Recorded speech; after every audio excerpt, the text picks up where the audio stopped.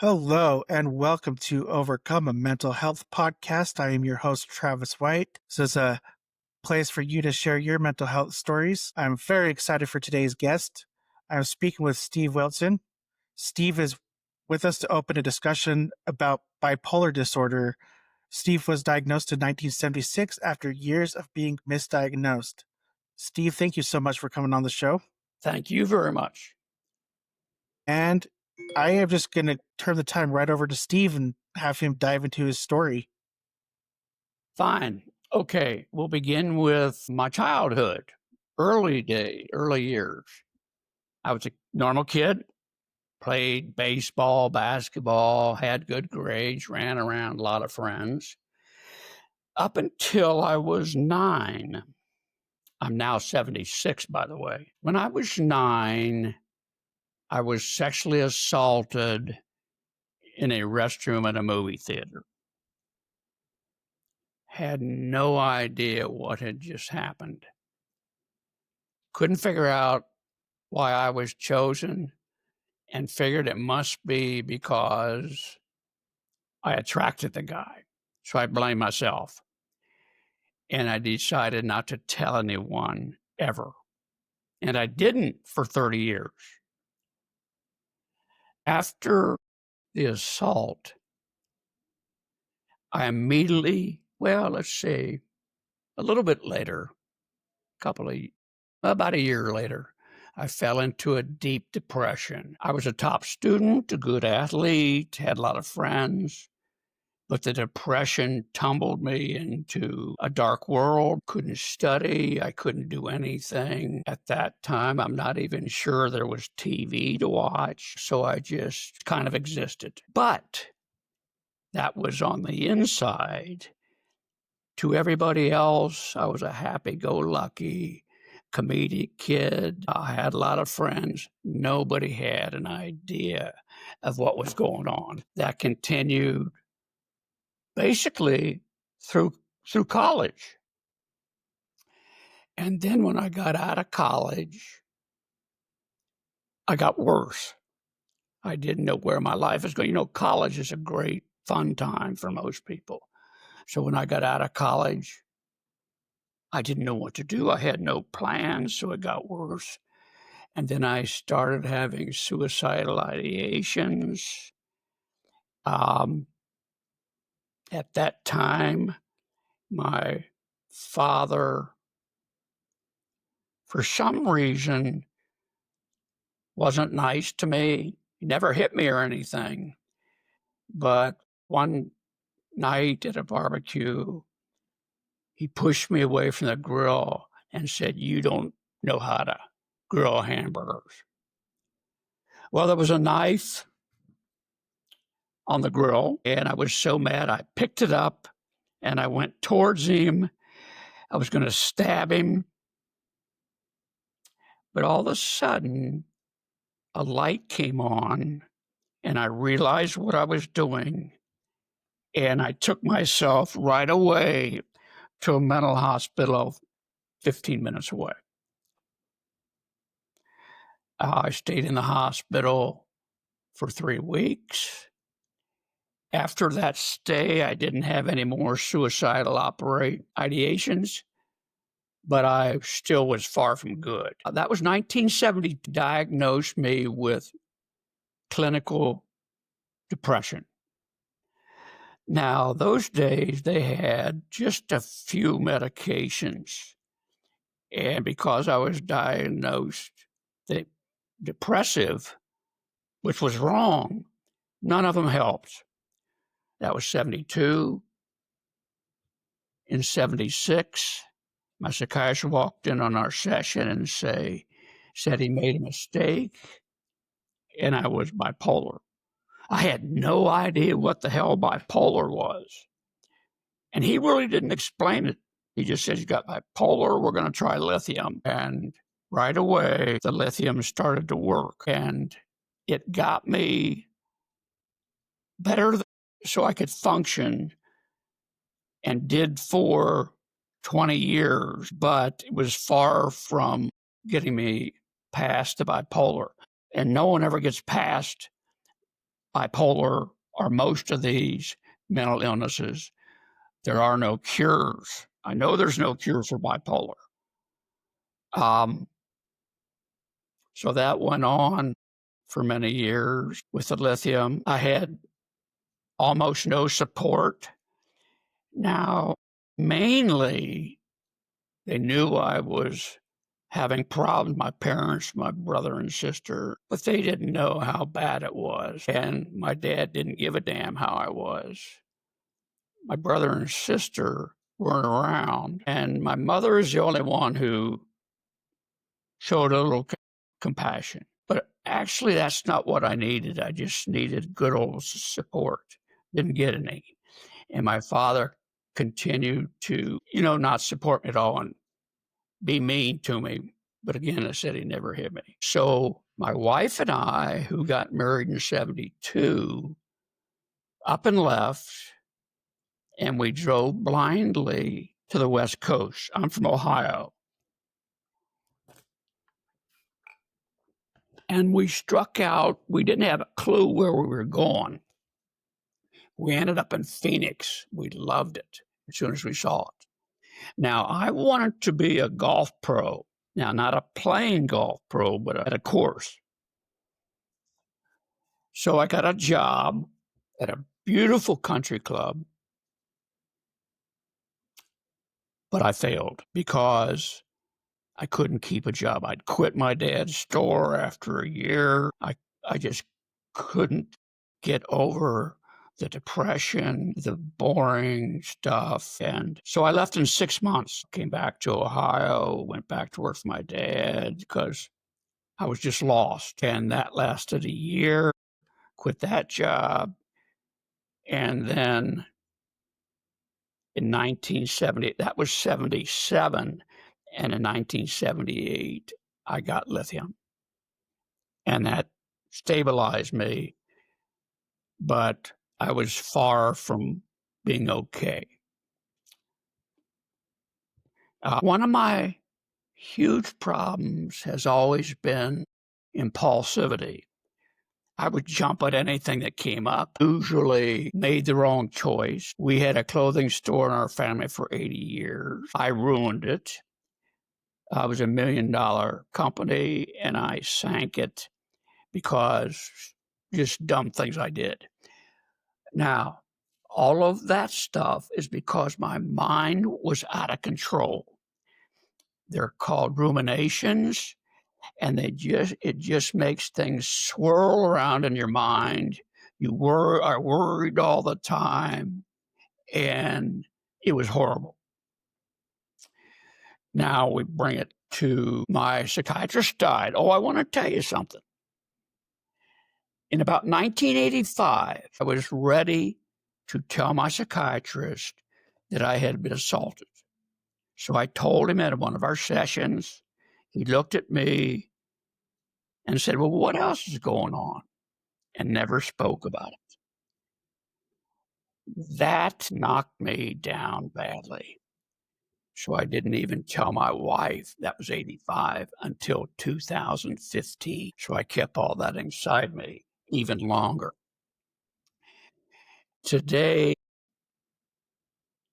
I've been through therapy and I've been through trauma therapy. And the best thing I ever did was go to trauma therapy. And that was 5 or 6 years ago. We'll say 19 or 2020, which is approximately 50 years when I was diagnosed with bipolar. So for 50 years, I was stumbling along on my own, depressed. And for some reason, my wife stayed with me. Well, we had a lot of good times. It's not all bad. Bipolar is an up and down thing. You feel great for a while, maybe a month or two, but eventually you crash, go down into a hole. And for the next period of time, that's where you are. In the year 2000, I got a new psychiatrist, and when I told him about the ideations, he prescribed Paxil, and it's almost totally stopped ruminations. So I was really much better then. And today I'm in pretty damn good shape. I'm still very impulsive, make a lot of mistakes in thinking still, but 80% better. That's really good news. Thank you. That's really great to hear. And apologize that you had to go through all that. Like I'm sitting here and just thinking like, oh, like I don't wish that type of stuff up on anybody. But Right. like thinking back to your sexual assault, how do you think that experience shaped your mental health journey? What turned it around completely. I wasn't diagnosed, I said, first time until 1972. Now you got to realize the stigma at that time was even far worse than it is today. And I don't think there was much help for kids. I have no idea, but nobody suggested it. So it was bleak as hell. And when I got raped, I was scared to hell and didn't know what hit me. And that incident, remember, I was great till that day. That incident threw me into depression. And that depression was really bipolar. And that's what's changed my life. Knowing now what you know about like bipolar, can you actually I know this may be a little bit hard to do, but can you actually look back on your life like before you were diagnosed and be like point out like, oh, this was me having a manic episode? I'm sorry I missed that. So knowing now what you know about bipolar, if you think back on your life before you were diagnosed with it, can you actually point out, oh, this was a manic episode at that time? No, No? I've never had mania. Oh, you've never had mania. That's why Okay. I'm bipolar 2. Okay. Now, the difference between 1 and 2 essentially is bipolar 1 is you go from depression to a high mania state. You give things away, you cheat, you do whatever, you ruin your family, you throw away all your money, you gamble. And a lot of people look back when they're better and their whole life is destroyed. What I have is bipolar 2, which is deep depression. And the mania that I go into is called hypomania. And it's about halfway between depression and mania. So my mania is what makes me impulsive and make bad decisions, but it is not even close to Close. when you have a manic episode. Okay, that's good to know. I think I've basically only talked to the type 1 then. So this is a new learning experience for me. Mhm. So thank you for that. That's You say, okay, go ahead. I just said that's a good learning experience for me because I've only talked to people with type 1. Yeah, most people don't have a clue. All they think of mania means you're out of control, but they never consider that there's another type of mania. Yeah. So what does with the medication and therapy you've been like through, what does your bipolar disorder look like today? How do you keep it managed? Like what therapy techniques do you use to keep going moving forward? Well, I want to tell you, I stopped therapy right after my psychiatrist died. He died in about 85 or something like that, maybe even before that. I didn't have any therapy from then, maybe a couple times during that period. Um, I didn't realize that I was good enough on the lithium at that time that I didn't realize uh, how bad I really was. I'd gotten to that state where I kind of ignored it. And that's when, later the new psychiatrist got me on a new medication. That helped a lot. But what really helped was trauma therapy that I took. I started about 5 years ago. Her method, the therapist, was to have me look all through my past life and taking me back to the beginning of life and everything up until 2000, 2020. She said, look at all the things that have occurred to you, and you assume that they were all your fault. And take a look at whether they were really your fault. And was something or someone else to blame? And we went through my whole life. And yeah, there were some things that was my fault. I screwed up. But I'm going to tell you, the majority of them weren't my fault. But I've been blaming myself all those years, 50 years. And it was quite an eye opener. And as I said, that was 5 years ago. And it's made the biggest difference in my life of anything else. Yeah, I can only imagine. I think that's a hard part about having a mental illness. I myself struggle with anxiety and depression, Mm-hmm. Mm-hmm. and I've had to this last year I've went to pretty intense therapy, and I've had to learn to stop blaming myself and to actually learn to love myself. So Yeah, I can relate to that quite a bit. it's true. It works.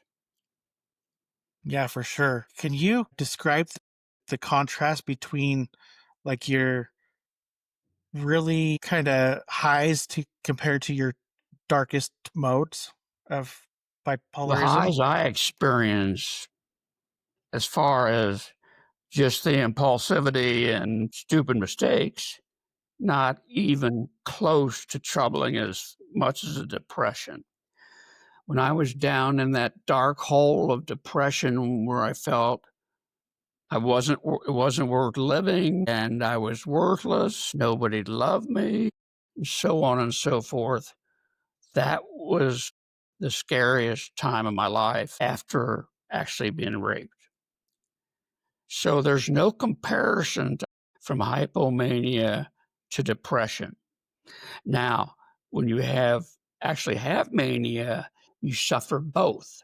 You suffer the mania and the deep depression.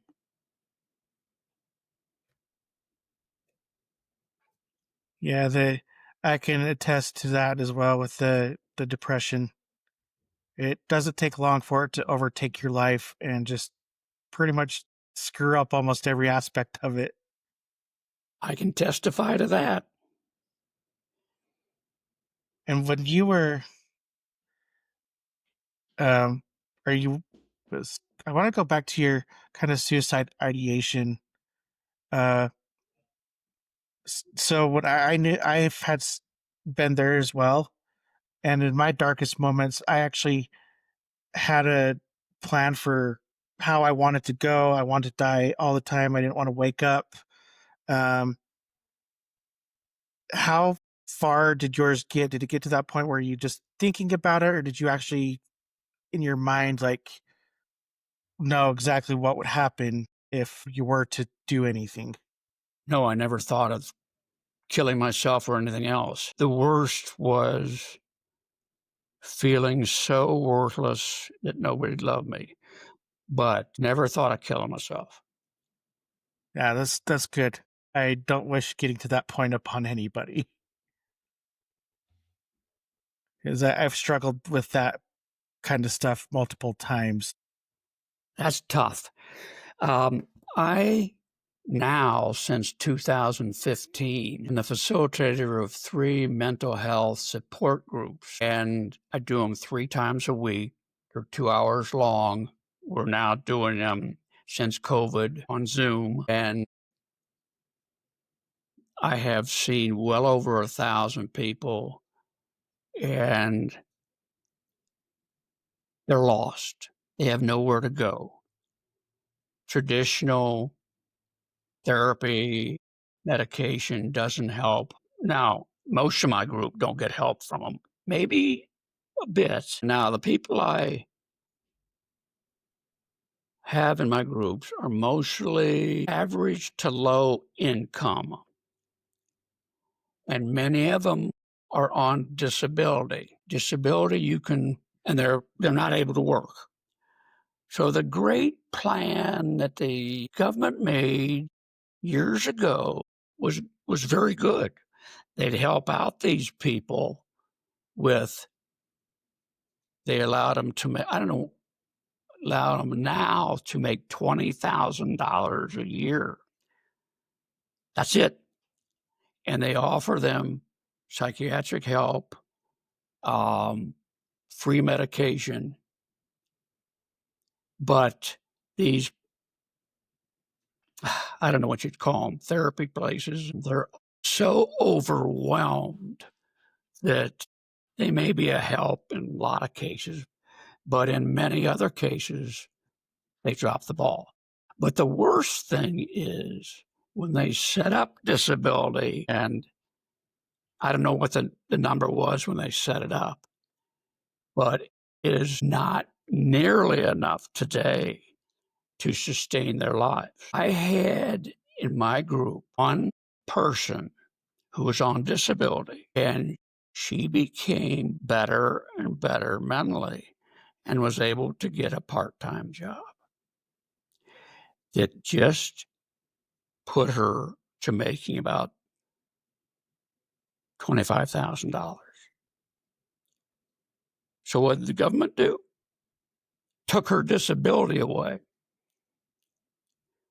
And so she went from making 20 to 25.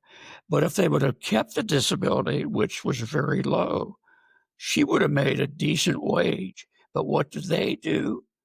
Kept her down to where problems with feeding the family, doing most anything. The government hasn't changed their way or anything else for many, many years. And today they have no plans of helping the mentally ill almost at all. Oh, they set up these commissions or whatever, but they never go anywhere. The insurance companies, when I was getting life insurance 60 years ago or whatever it was, at the top of the insurance policy, it said, does not cover mental illness. So that's a small snapshot of the way the industry with the insurance companies, the government, and also the big pharma, because they refuse to pay to many of the insurance companies. They've lowered how much they give to the psychiatrists and therapists to where they have to raise their prices. So automatically, this has become a country that if you want decent therapy and help, you got to make $75,000 or $100,000 minimum. So people come to my groups, and there's a lot of groups around the country. And for many of them, it's the only help they get. And we can only do so much. We can't prescribe or anything else. We can't even tell them what to do. So it's a horrible system in this country, far worse than if you have a medical problem. Yeah, I believe it, and I can tell the audience that therapy is expensive, for My sure. trauma therapy was $200 a session. Yeah, it's crazy the amount of money it costs just for an hour session. I pay close to 150, and that's just a regular therapist just to go talk. That's right.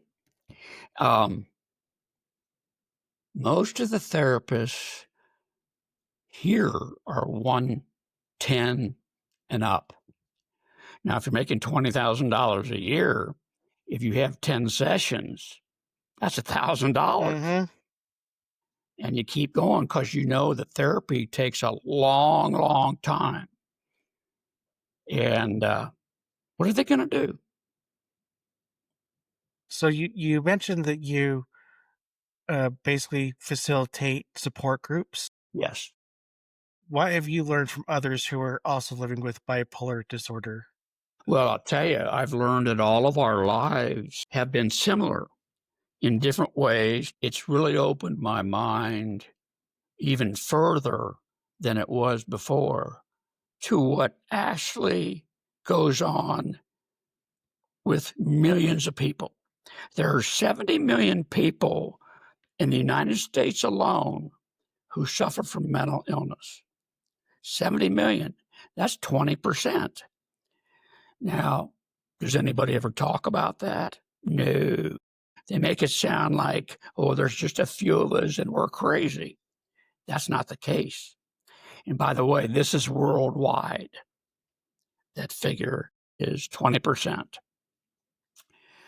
Now, I guess what I've learned the most is that all of us who are still plowing along and making little progress every once in a while are superheroes. People who don't have our affliction, don't have a clue what we go through, and don't know what it takes to keep going. Now, I wrote a book in 2022. It's called Teetering on a Tightrope, My Bipolar Journey. It's all about my life that I went through with bipolar from beginning to end, well, which it is now. And I originally sold it in 2023 and 2024 on Amazon. And what I've done now is I've added to it, put a new cover on it and things, and it can be now purchased on Amazon. Same title, different cover, some new things. So that's happening. When I wrote the first edition, I got over 50 reviews. 90% of them thanked me and said, you need to do more of this. So it's a great book. And not only for the mentally ill, but their families and anybody else who needs to know what's going on. And that's important to note right there because to me that just shows that you're helping people out, which I always like to hear on this Yeah, this I'm podcast. I really love it. deep into this. Well, you're not only doing it with your book, but you're doing it with the Yeah, support I groups agree. as well. And I have done about 50 podcasts, and I continue to do more. Only reason is to get the awareness out there. I'm in the same space. That's one of the main reasons I do this is to get the awareness out there. So, how did writing your book help you process your own experience? It was a pretty easy process because it was my own life. And what I did is I started out and wrote what I thought I was going to talk about chapter by chapter. I knew everything. It's not researching or anything. It was Yeah. all in my head. It took about a year to write it because I only worked on it about 2 hours a day. So I could have written it in 6 months. Um, but I'm a very good writer. So it was easy to read. Um, and it just became, I didn't look at it as I wrote things down and go, oh, damn, I went through that. I wrote it just because It felt good. Was it hard to relive any of those experiences as you were writing? No. So, what advice would you give family members or someone who is struggling with bipolar? Well, for the family members, I would say support and love and being with them is the best thing they can do. Do not do what most, by far, most family members do and say, go take a walk. You'll be better then. Or go to a movie. That'll cheer you up. None of that stuff works. It works and makes you worse. So the family members should help you find a psychiatrist and help and realize there are things out there like EMDR and behavioral therapy. Very few people know about it. So no parent can help you with that. They never heard of it. So you've got to just love them, be there for them, and get them help. Yeah, and I want to just state that I hate the phrases that you mentioned, like, "Oh, go to a movie, you'll get over it." Anything dealing with that, like, I'm totally against because I can't count the times where somebody's told me, like, "Oh, it's just a phase, you'll get over it.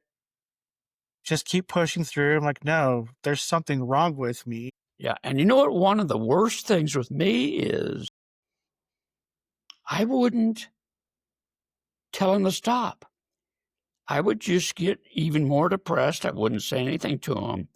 And that was the pattern my whole life. I never confronted anybody about the things they were doing that were bad and all that. Not until I had the trauma therapy 50 years later. Yeah, and then by bottling it up, it just basically makes it worse.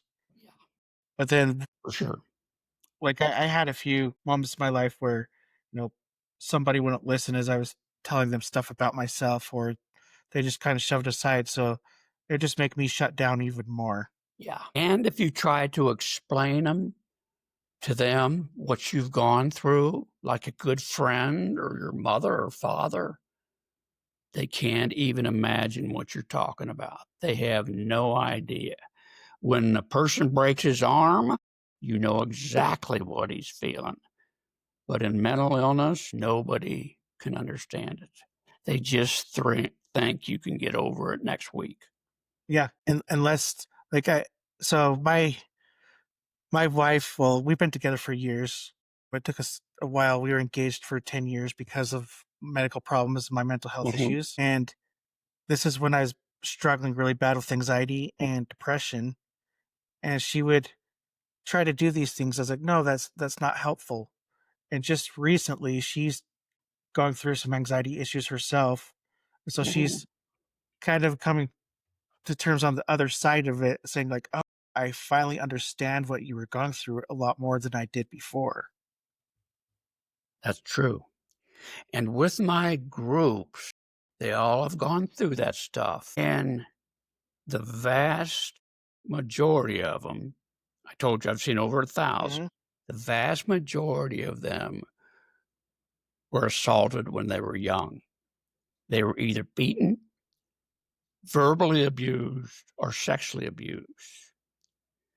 Now, that's not true with all of them. There are other factors, but a whole bigger bunch had a traumatic experience. Now, that traumatic experience can also be you were in love with your wife for 20 years and then she packs up and leaves. That can lead to a deep depression. So there are many things that go along with it. So with working with over 1,000 people in your support groups, what gives you hope for those that are still struggling in silence?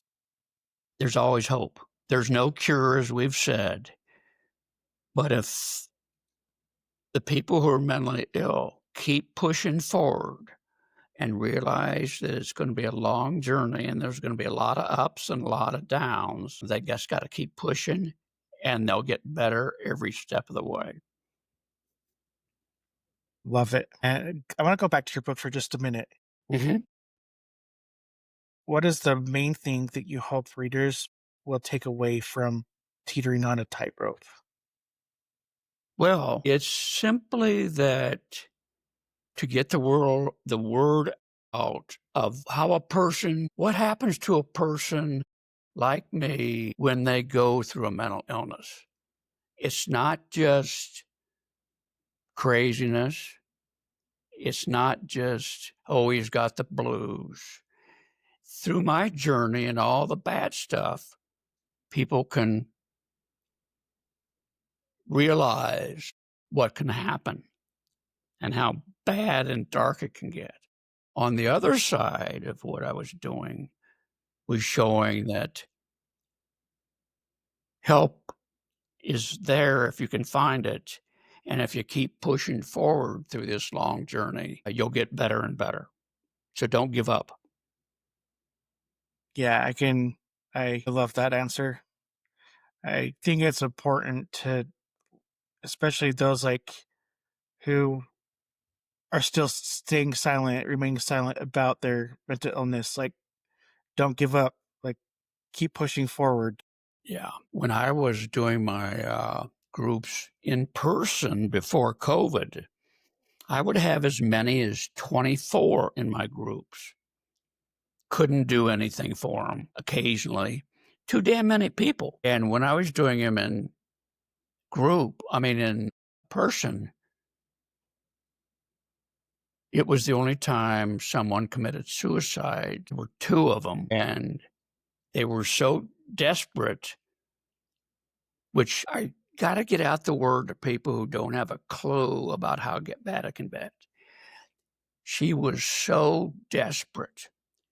Her cat was on insulin, so she got the cat's insulin, full strength, and put it in herself. So that's how desperate people can get. Other people need to be able to tell when somebody's in real trouble. And you can easily tell if they mope around the house all the time, don't eat, don't sleep. That's when you get to be firm and get them help. And I swear, my parents didn't do that stuff. They didn't know anything about what you can do or look for. But today it's quite apparent. Yeah, I think nowadays it's more, you need to, obviously, I wasn't living back then, so I can't say anything for back in that time. But nowadays, I think it's for like, if you're the one like watching somebody go through this and moping around, have the courage to stand up and ask the question. Yeah. So basically, just a few follow up questions here, like kind of close out questions. And Okay. this one, you touch base on this a little bit, but I ask this question on every episode because I like to hear the reactions, and it's very kind of a generalized question. But what do you believe is the biggest stigma in mental health today? Stigma? Yeah. Well, it's simply that they think everybody mentally ill is crazy and they think they should be locked up. That's what I think. Yeah, it's true. And that's something that we have to push past and just keep having conversations about it. And there's one other thing about those people. They won't change their mind even if they get the facts. Yeah, there's truth there too. It's like once their mind's made up, and it's like, well, this is how I'm going to keep looking at it. All right. And is there anything that we have not discussed today that you would like to bring up? Well, three of the things that I would like to go back to are the government, the insurance companies, and big pharma. They have got to be changed. They're ruining the lives. Actually, their actions are ruining the lives of many people who are suffering the most because of their standing in life. Oh, by God, they'll all run to the rich man. They'll save him, try to save him tomorrow. But what's going on for most people, you you're in you're in crisis today. Right now you're in crisis and you call a psychiatrist. Some of them will see you right away. But the majority of them will say, I'm booked up for 2 months. Can't see you. Now, what good is that? But that's what they do. In my day, when I went through some of my episodes, hell, I'd get in that day. But I would say that probably happens 50% of the time now. And the other times it's can't see you today or this week. Yeah. And with the industry for insurance, those greedy bastards could care about anybody. Point blank. And the government doesn't even look into mental illness at all. They won't change anything. Disability is good for some people, but it keeps them down from getting up in their lives to a different level so they can support their families. Yeah. All really good stuff. And I want to touch base on what you said about getting into an appointment.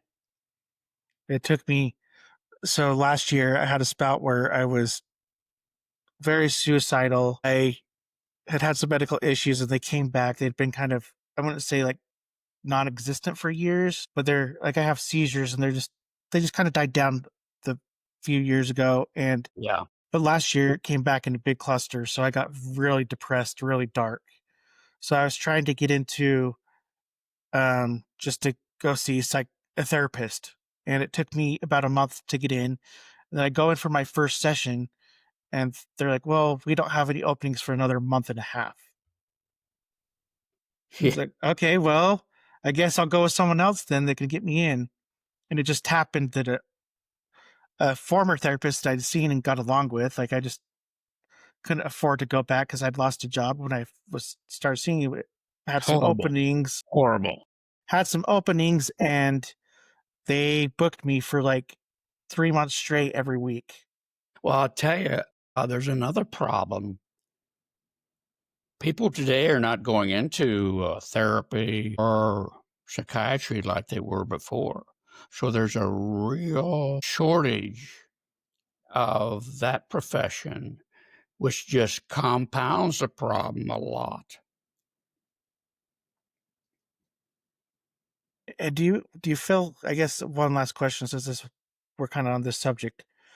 Do you feel like in today's society that a lot of people are afraid to get the help they need and go to therapy because they're afraid of what's attached to being that person that goes to therapy? Well, I'll tell you, 50% of mentally ill people do not go to try to get any help. And the medications we have are good overall only 50% of the time. So not only do people not go because they figure it's the way they're going to be for the rest of their life. For many people who rely on medication plus therapy, medication doesn't work. And on the other hand, there are many, many sufferers who get help. They get medication. If it works, great. 2 or 3 months later, they say, oh, I don't need this anymore. I feel too good. And bam, a month or two later, they crash. And I've heard of stories of taking people like going through maybe 5 or 6 different medications before Mhm. they found something that actually worked for them. And that happens in my groups at least, oh, hell, I'd say 75% of the time. There are very few of my group members who have ever, well, what was I gonna say?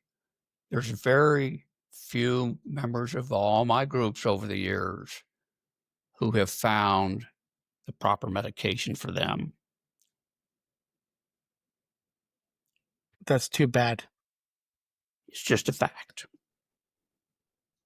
Now, tell you what, some of it's their own doing because they quit or won't take their pills. So it's not just the fault of the medications, it's fault of the way the mentally ill Yeah, react to that taking yep, medication. I could see that. And last thing here, where can people find you? Pardon me? Last thing here, where can people find you? Do you have a website or social media accounts?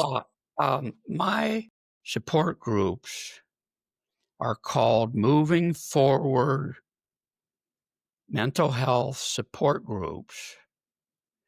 The where you can find my website is movingforward.group.